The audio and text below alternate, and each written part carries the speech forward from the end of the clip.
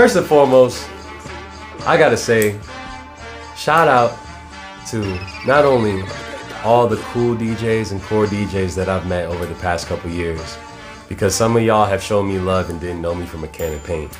And me being an outsider to this very, very large network that we're in, I understand sometimes it's intimidating for us to meet y'all, and then like for y'all to meet us, because y'all don't know us.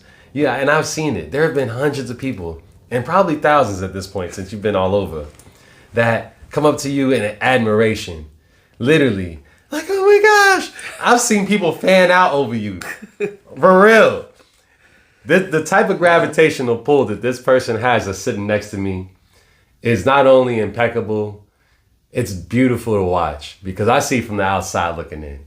You know what I'm saying? And sometimes as superheroes, people don't know you're saving the club every time you spin.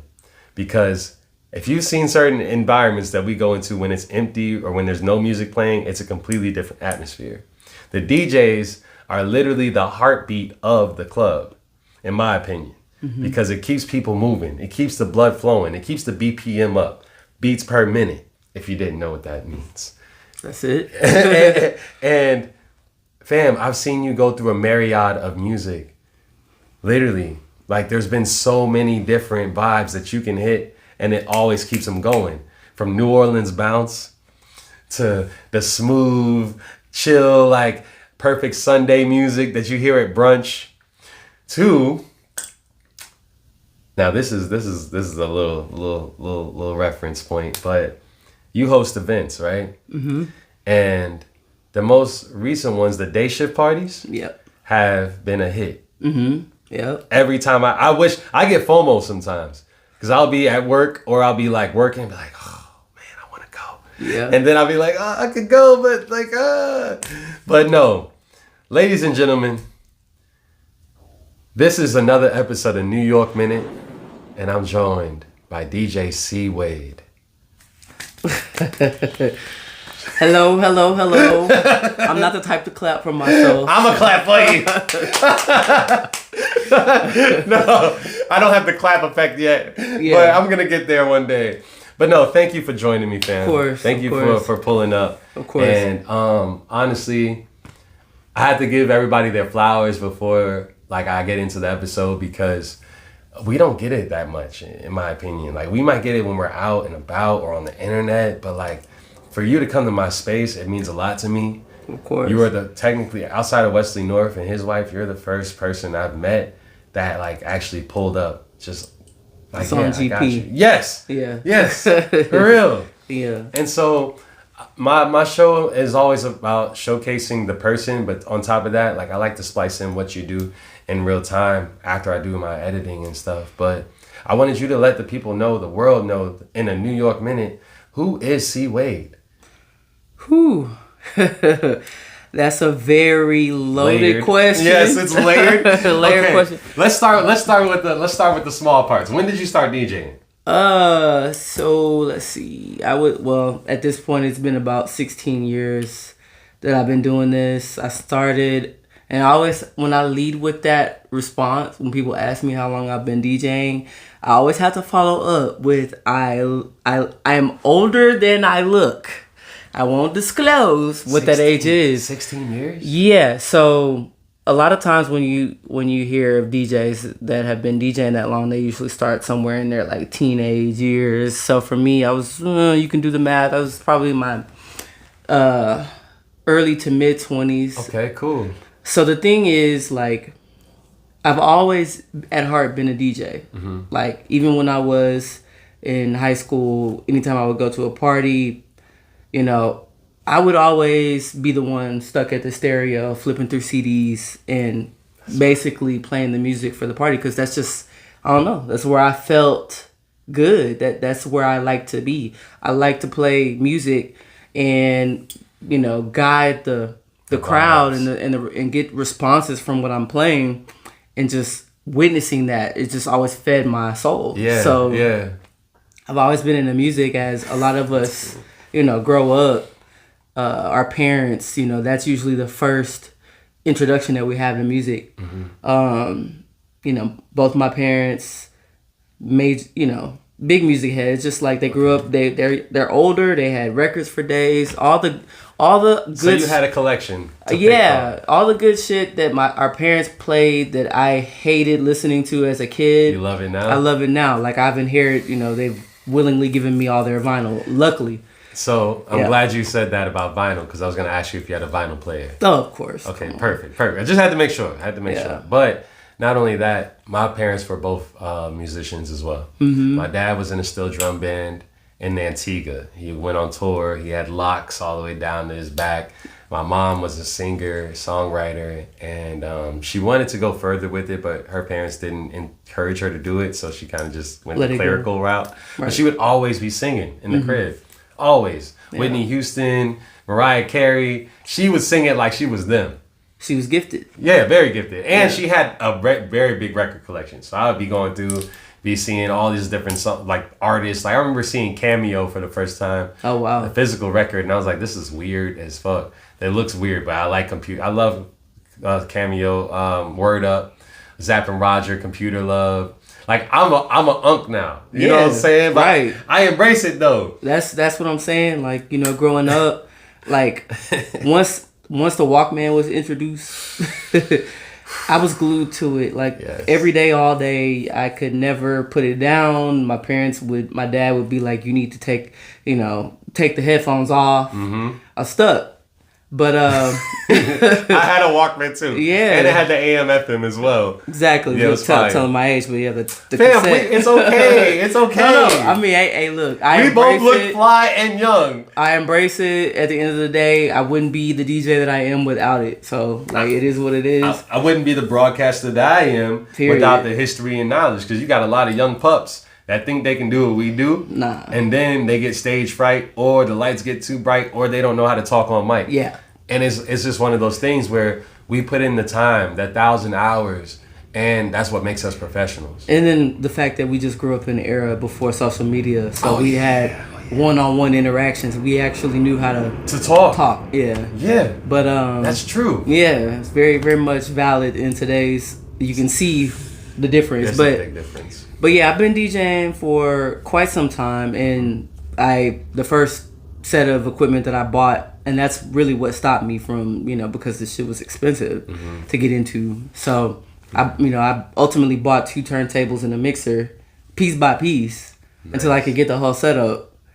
And nice. Yeah, they were Stanton turntables and a Newmark mixer, like the bottom of the line. Ooh, the Newmark with the knobs and then on top. No, it had the faders, but it was it was a cheap mixer. It was very entry level, but just something to give me the basics, get me in so I could learn. And you did it analog. Yeah. That's the thing. Analog.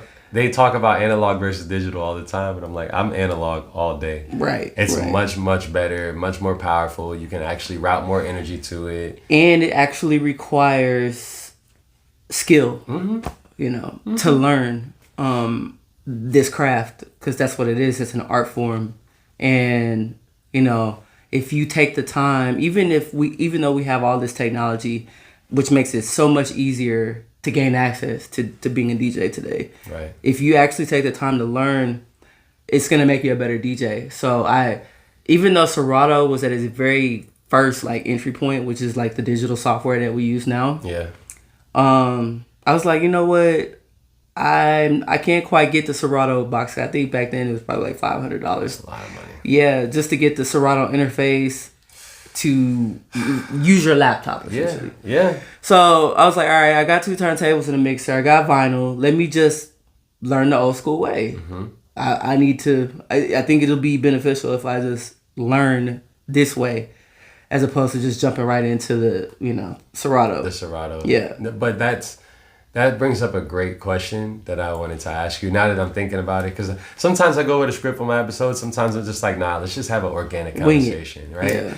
And not only winging it, but it's like I already have experienced what you've done in a day and night. And so I wanted to ask you, what's your favorite genres to spin based off of, say for instance, today is Wednesday, right? Thursday. Damn, today's Thursday. Yeah. Time is going by so fast. So today's Thursday. So tonight you're gonna be spinning, and then Friday you're gonna be spinning. Yeah. Good Lord, Yo, you're constantly booked. It's so crazy. It's been crazy these past few months. Like it's just been yeah. Back to back. So this Friday, will you be back at Double D's or No, Friday I'll be doing Pure Social. Pure Social? Yeah, it'll be my first time playing there. Oh. Yeah. Oh, so let's we got what? Yeah. Okay, what time? So that's I think it's 9 to 1. Okay. Yeah, Pure Social is more towards the north. So I was gonna say, where is that? I don't know. yeah, it's I want to say like on the verge of on the border of Plano, Richardson. Got you. But it's Up north past 75 then. yeah, it's literally on George Bush, like right at 75. Oh my at the God. intersection. That intersection before you you up there. George Bush and 75. Well, I'm But gonna have to plug that then. yeah, I've been there like multiple times. Dope spot, you know. The thing is, like, maybe Dallas is big, so It's huge. There's so many spots, but that's one thing I like to see. Like you're constantly booked. Like you get on my timeline more with your bookings than like anything else, and that in itself is a very cool thing to like witness, because there's people like me that are transplants. They come from another city, another state. They don't know where to go, what to do, and so a lot of the times I'll send them your flyers and be like, "Yo, pop out!" Like you're gonna guaranteed have a a good time. Absolutely. Every time. Yeah. And you have good hospitality. That's one thing I will say, and I'm not gonna say no names. There's certain people out here, whether you're I'm not just talking about the DJs, I'm talking about the rappers, the producers, the party promoters, whatever. It's all about hospitality at the end of the day. If I'm delivering a service to somebody, I want them to feel comfortable, right? Make sure everybody got their water, got their drinks, beverages, whatever they need. And you have always been that to me. Like you have really good hospitality, and I appreciate you for that. Yeah, of course. Now, when you came up with the name C Wade, I just had to ask, like, why C Wade? So, I mean, it's simple. Like when I was, coming into DJing, trying to figure out a DJ name is like forever. It consumes a lot. Like it's a lot of brainstorming. Yeah. And again, like I just needed something simple. And before I was a DJ, that's my first initial last name. Got you. People are already calling me that. Like that's just what. So you've been called C Wade your whole life. Yeah. So I considered so many other variations and of a DJ name, and I just needed something that was simple that could stand the test of time, that would be able to grow, that I could grow with. And it's an easy tax write-off too, because it's your name. Right. That's fire. Fam, people always told me I should have went with Khalid. That's my real name, Khalid. Okay. And I was like, fam, who is going to know how to say Khalid? There's already DJ Khalid. And this was before the artist Khalid came into the forefront. Like, I was mad when he came out, because I was like, he did it. And I thought it was impossible. And he did it. Yeah. And is that even his real name? Like, a lot of people choose aliases. I don't know. Yeah. But he still did it. And right. it's still spelled close enough to my name that I was just like, I thought it was impossible. And it ain't. And it's not. But, I went with Nymbus because that related to my childhood. Going back and forth from New York to Kentucky. My mom lived in Kentucky. My dad lived in New York. I was always on the plane back and forth, and I grew up with Dragon Ball Z. So all of those combined with my childhood, Nymbus has been me since like 2012. And it fits. And it fits. Yeah. Like, and I love the clouds. And I always likened it to, like, if I was to be named after something that's natural, the cloud is always moving. It literally has different shapes. It's not just the same shape all the time. And it blends with the environment really well. So, like, why not? But it's back to you. So, C Wade, to go from, where are you from originally? So, I grew up here in Dallas. Yeah, I'm from Dallas, the suburbs. I'm a suburban kid. But yeah, I've been, this is my origin. You don't give me Dallas vibes. I hear that so much. Like anytime when I'm DJing or even when I'm not, like people cannot piece together that I'm from Dallas. Mm-hmm. But the thing is, I think that a lot of people think of Dallas as, one thing. No, it's not. And it's just like I've learned over the years that people kind of piece Dallas. They put Dallas in a box. They think that Dallas is supposed to look like, I don't know, maybe you know, because I've been all over Dallas. Like, all parts have been touched, and I have influenced my life. But everybody will just assume that Dallas looks this type of way, and if you don't meet that type of, you know, vibe, and it's like they can't understand. Yeah. You know, but the thing is, I've grown up. I've been fortunate enough to grow up to be very well rounded, to have been exposed to a lot of things in my childhood that shaped, you know, my ability to see the world from a different perspective. When I was a child, my parents, you know, we went on vacation. We saw different parts of the world. And as an adult, even in my DJ career, I've literally been multiple places. Like, yeah, you've traveled. You just got back from Houston not too long ago. Yeah, I'm in Houston a lot. I'll be back in Houston in July. Okay. I've DJ'd in DC like countless times. I was about to say, yeah. DC is great for music too. I love DC. Yes. Like, if I had if I chose to move anywhere, it would be DC. Really? Interesting. Sure. Yeah. I've also DJ'd in New York. I've been in LA. Word? Oh yeah. When's the last time you went to New York? It's been a while. It was earlier, but the place that I DJ'd just recently closed. Katra. Oh shit! You DJ'd at Katra? So that must have been. Yo, wait, what? Yeah. Yes. Katra. Yep. I haven't heard that name in a while. Too. Right, and I just saw, like, probably in the last couple of years. Damn. They just now closed. But yeah, it was me and Katra. That's like saying greenhouse. Yeah. There's certain spots in New York. Sorry, I gotta. Go ahead. There's certain spots in New York, just like out here, where, like, for instance, I have the House of Blues Foundation Room out here. There's other venues that, you know, people can go to, and like so do you still have your residency at Double D's? Yeah. So Double D's, that's another place that hard to get in, hard to leave.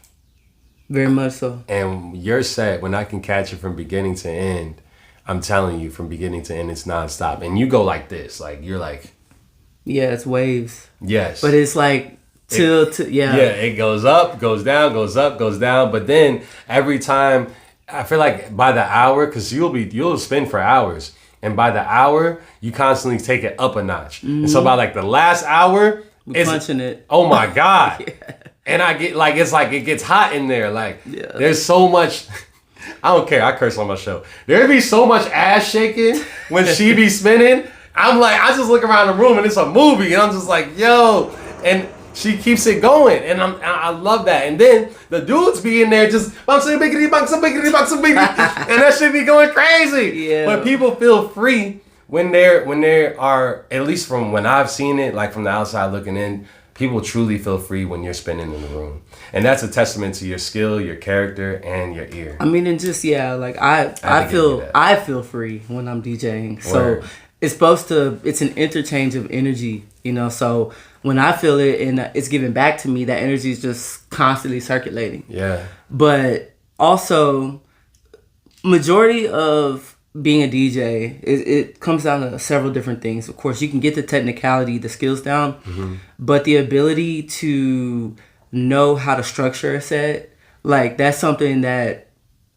it literally defines. You can transition all day. You can be good about your music selection, but being able to read the room, read the crowd, and know how to guide the room when they need to be up here and when they be taken down. Right. And they come back up here a little bit, we can bring it back down. Knowledge. But to keep people engaged is a skill in itself. And that's really what, you know, that's what makes a good DJ. Yeah. And it's taken years of experience and, just constantly loving what it is that you do. Like, I've been doing this for so long. I've had, like, you got to be mentally strong. This is, the industry is, fam, it's cutthroat. I mean, just imagine being a rapper, producer, engineer, and I distribute my music myself. I'm in the room with heavyweights, and they look at me like, bro, they look at me like I'm competition, and I look at them like they're my idols. Yeah. So it's different. Like, I would. The other day I got called by Flip. He warned me about somebody that I was gonna go talk to, and told me not to talk to them. Now I will not say the names, but that type of camaraderie, I needed that because I'm out here by myself doing all this. Yeah. And there's a lot of people that I don't know what their intentions are with me and vice versa. They might not know my intentions, but I'm just coming at it from a broadcaster and a journalist. Right. Nothing more, nothing less. Like, and I want to deliver quality work. And so I think anybody should show up like that, especially when they're independent. Like, I have no label backing me, you know what I'm saying? Right, it's right. all me. Yeah. And that's why I appreciate when people like you pull up, because I could tell you see me. Mm-hmm. That's it, you know? I mean, it's, the world we live in as a whole, like, it's insane. People are, self-serving and full of shit and just about what they want, and, people will do what they gotta do to get where they want to get. It's just how it is, but in my opinion, there are certain people like yourself that have worked hard and put in the time to where I could tell you get everything you deserve. Like, you work hard for it. I didn't even know how long you've been in the industry. And now that I'm learning it, I'm just like, oh my God. And this is insane. Yeah, it's been a lot. Like, I've been booked to the level at which I'm booked now, for a while, but, in different ways. Like, the thing that makes me, I guess, like, because we're critical, very much so, of ourselves in everything that we do. We're our own biggest critic. True. And being a DJ and being in nightlife, it can mess you up or just drain you mentally. Like, you really have to maintain a good head, because the thing is, like, we're always at war with ourselves based on what it is that we want versus what we actually have. And that's deep. That's real. I mean, it is. That's real. It's a constant battle, because it's like, there's been times in my career where I'd be like, no, I should have been here. I should have had this. I should have already reached this. I should have, like, constantly over the years. But I've had to take a step back and just look at my growth and what I've achieved when I've achieved it. So, like, whatever, I just have to take a step back and be like, look, I know I should be on top. I feel like I should be on top of the world, but I've done a whole lot. And the thing is, I've never wanted it to be like work. I need to love this. I need to make sure that I just enjoy this no matter what. Like, when I'm in the booth, it's my escape from life. Yes.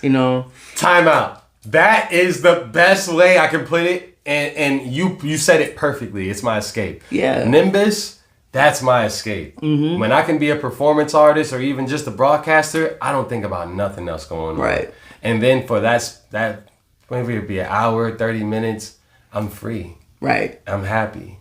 So I have to move the episode forward. Yeah. Are you into comic books or like anime or anything like in the spectrum of like nerdy stuff? a lot of people. I am a nerd at heart. A lot of people for real? A lot of people do think that I like anime. I grew up watching my little brother love Pokemon and stuff like that, and Dragon Ball Z. So what was your show then? I was older, so I just wasn't into it. I'm more of a, living single Martin type. Like, I was watching Fresh Prince. Okay, that's still good. Yeah. That's culture. Yeah, it is. Okay, so favorite. Let's take it to that world. The 90s, right? Right. Living single is fire. What character do you think you get compared to the most in the 90s world of art or like music or even culture? Have you ever had a comparison like, yo, you remind me of somebody from that time period? I get it a lot with different people from the 90s because I'm a character. Right. Just by nature. Like, that's just... I don't think I can say there's anyone that's really like made it a point to be like, oh, you remind me of such and such. Really? I get this a lot, like, you look like someone I know. Oh, yeah. Because, all you got to do is a very slim description of features that it takes. There's so many avatars that look alike that, like, I just tell people, yes, I have a familiar spirit. Yeah, I'm like, I have a familiar face, and like, appreciate. Look, you. I'm a woman. I'm tall. I'm light skinned. I'm masculine presenting. So there's like a plethora of us. So I get that a lot. But as far as someone that like sticks out as a character, I don't really think so. So for me, I would say because you're very chill. Yeah, I'm very chill. And, yeah, super super chill, but very intellectual. Do you remember the show Daria? Of course. Okay, you remember how chill she was? Yeah. But she was super smart? Right. I got a little more personality than Dario. No, I'm not. Absolutely. You're way cooler than that. You're way cooler than that. But just in terms of, based off of how you present versus like how you have been chilling with me, it's not just Daria. There's a couple of different personalities like that I think culminate your being. And then mind you, this is our first time really, really kicking it outside of like just running each other at the club. Like, I'm sure people be saying I act like a couple different niggas. And I'm like, I don't act like them at all. What do you mean? But just based off of persona, you are who you are. Right. Nobody can take that away from you. For sure. Not only that, C. Wade in itself could be a character in the future in the comic book verse. Shit, I'm working on a manga right now. I would love to see it come to life. Oh, I could do this. I can't tell my secrets, but I can literally get an image, turn it into a comic book, and then make it a slide. I think I'd be a dope character. For sure. Let's talk about this. Yeah. So, as we wrap, because this has been an incredible episode of New York Minute, and I could keep going on for days, but my storage limit is running low. And I always try to keep it between 25 and 30 minutes. You did say that. You good. But, so let's talk a little bit more about your bookings coming up. So you got one today. You got one tomorrow. What's the weekend looking like? 'Cause this is going to be out within 24 hours. Okay. Yeah, weekend. I think I'm. I gotta. You got a lot going on. I constantly have to look at my schedule because I can't just remember. Really? But yeah, like that's how you know she booked. She said, "Yo, you know what? I got so many bookings. I just gotta look at my own. I'm gonna just put the flyer on the little. I don't think this weekend is chill. Like I just. What's June? Is June gonna be? Packed June is crazy. Juneteenth specifically is back to back. Always Juneteenth is always crazy because Juneteenth has always been something that's celebrated in Texas. True. Highly celebrated in Texas by everyone, but I think more so now. But it's always been, more of the LGBT side. Like it's basically the Black Dallas Pride weekend. So it's just back to back events. Been like that for years. So Juneteenth, you get a lot of people coming from all other states. Like you got. When does Juneteenth start? So. It's always centered around the 19th. The actual date of Juneteenth is June 19th. Okay. So whatever weekend is closely, on that's where it is. Yeah. So I got a festival June 13th. Yeah. So that's the previous weekend. Yeah. And so dang, that's gonna roll into Juneteenth. That's gonna be crazy. Yeah. So Juneteenth is crazy hectic. I'm talking about 2 gigs one day every day from Thursday through Sunday. And we gotta shout your Instagram out, and then I gotta get you a gift. I got you. So. Instagram, let the people know. Instagram is DJC_WADE. DJC_Wade. And I have a gift for you. Oh, shit. What do you got? I think you're going to like this gift. Okay. All right? All right. Let's go. This. Raised by Rap, 50 years of hip hop. Has some of the biggest hits of all time in hip hop history. And this is for you. One, because I know you would appreciate it. Two, that's incredible. Look at the vinyl. So we're talking about Cypress Hill, Insane in the Mini Brain, Fuji's Ready or Not, Outkast, Miss Jackson, Praise the Lord, A$AP Rocky, 3-6 Mafia, Poppin' My Collar, Future Mask Off, 21 Savage Alive, UGK, International Players Anthem, Run DMC is Tricky, Clips Grinding, Choose You, called Quack. Yes. Bro, like. So this, I gotta clap it up for Nymbus on that.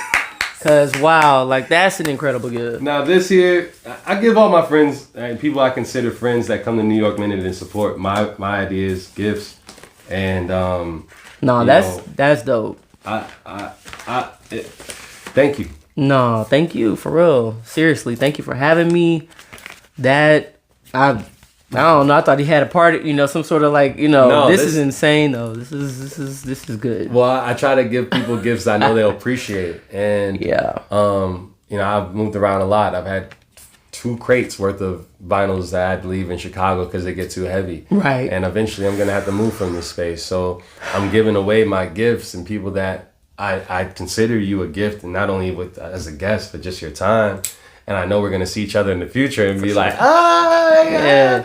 But like that, I know you could put it to better use than I can. Man, yeah, that's insane. Yeah, for sure. And it's in good. The vinyls are in good condition. Like they still spin really well. So. Anybody giving me a vinyl is just that people are really into vinyl these days. Yes, I love it. I love it for sure.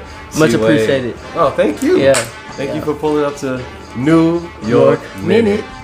And we're gonna be out of here. Peace, y'all. Yeah. It was good. On the top.